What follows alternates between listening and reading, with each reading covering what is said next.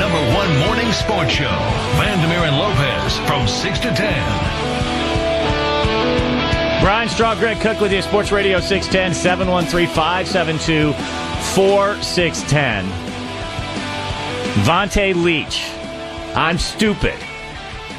I'm stupid because I think there are other priorities on the offensive line. But again, I guess my partner considers, I would say it's stupid to consider the fullback position is just like everybody else in the running game. He's equally important, and we're going to hand out all-pro trophies and contracts in equal value as if they're participatory trophies in a T-ball league. But that's just me. And of course, my producer agrees because he's going to sit there and have private conversations with my partner. LaRon McClain, John Kuhn. They're not, if we wanted to sign them instead of Vontae Leach, we've taken some significant step back, and we have no chance of succeeding in the running game? Well, the Packers signed Kuhn. They tendered him anyway.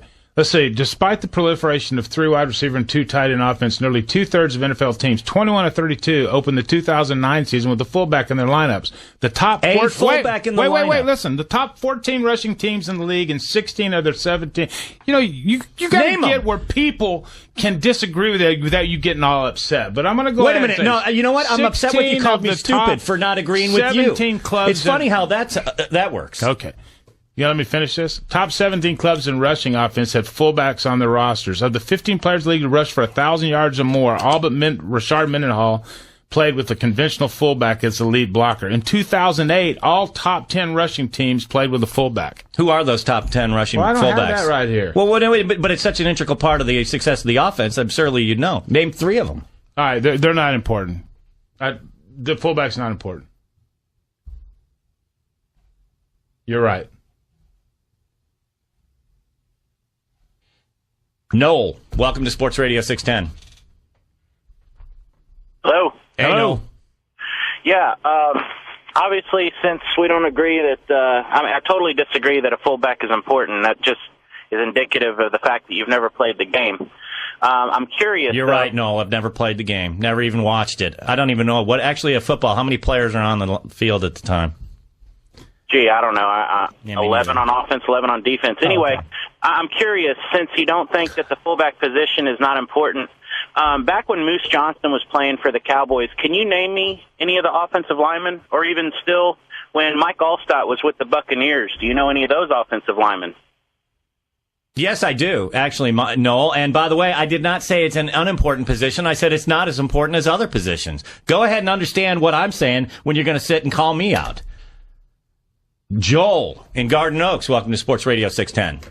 I just had a quick question I wanted to get both your take on that. Wait a second, Joel. We're all going to take a deep breath and count to 10. No, what we'll do is we'll let you facilitate things But anyway, Brian, go ahead, Joel. Calm down, man. You do not take a tone with me because I will give you a rap right on the Jack Johnson. All right, you're on, Noel. All right, y'all fine? Yeah, we're cool. All right.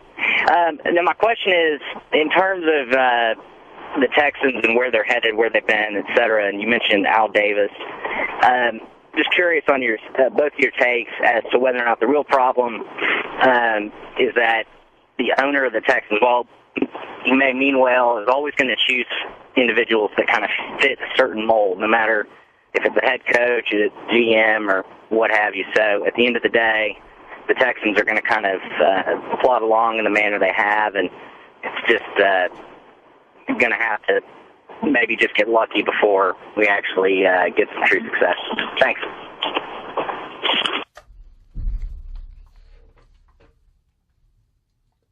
Well, go ahead. He was asking you. No, he's not asking me. Remember, I'm stupid. I thought that one thing was stupid. Brian, you're going to ruin the whole thing because of that? I thought the one thing saying that a fullback is not an integral part of the offense. I thought that was a stupid statement. I apologize. Let's get on with the show. All right, go. Where do you want to go with this? Where do you want to go? What do you want to say? Mike in Baytown, or Blake in Baytown, welcome to Sports Radio 610. Yeah. Hey, what's your co-host name there, Greg? Brian? You're about as big of a joke as that guy, Josh Ennis, or is it Enos, whatever his name is. You guys need to get off the air. You talk about criticizing owners, and you guys don't even know what you're talking about. I mean, you got a $5 an hour job on a radio on the weekend, and you're criticizing owners. Get a job. I have a job, Blake. What's your point? What is it? What is it that you disagree with? What do I not know about? What? No. All right, Blake, I'll go. Well, actually, that would be a job too. But Blake, what is it that I don't know? You don't know football. You're criticizing owners. These guys have a business. Having a difference of opinion does not mean you don't know football, Blake. You don't know it, Blake. Get off the air, dude. Go do something other than this. Why? You're diluting the quality of the station. The quality of the product is supposed to be on-air talent. You have none. So if I agree with Rick Smith, I somehow become talented? No, this is you. Don't bring any other people. Well, no, but wait a minute, Blake. You're off the air. You and Josh Ennis go start your own business. And why would we need to do that? Explain to me why disagreeing with what the Texans do or the owner of the Texans. You don't know what you're talking about. Well, then correct me. Inform me, Blake. Educate me. No, you go get informed and educated, then apply for the job. Well, actually, I did apply, and so did Josh, and Josh got the job. The quality of the product. Greg Cook knows what he's talking about. We just had a difference of opinion. That's all it is. His opinion is no less valid than mine. Oh, his is an opinion, but it's an uninformed one.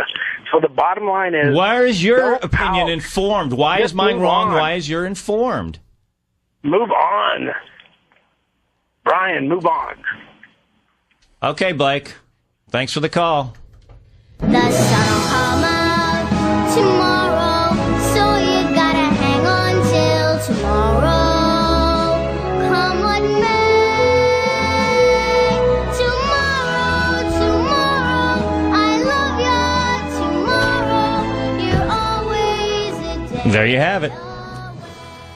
Me and Josh got to go find work. Well, we've got something up. The wheels are coming off. That caller was an idiot.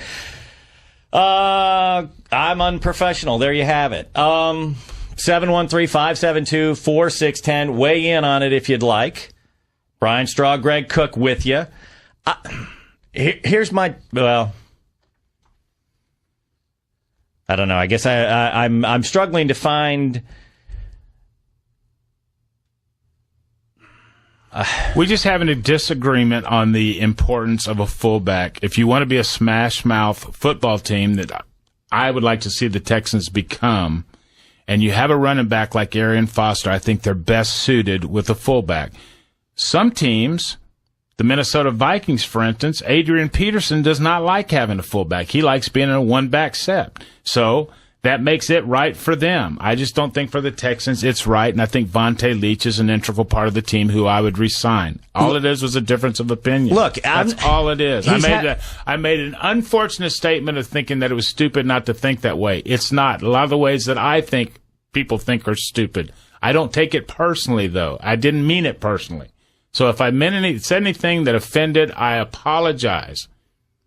I do. Because it's just a difference of opinion. You're right. And from my perspective, I'm not telling you that Vontae Leach is worthless. I'm not telling you that you don't need a fullback. But if I look at the pecking order, and I think you do have to when you're building this roster, it's just like Boardwalk. Some properties are going to be worth more than others. I do not put a premium.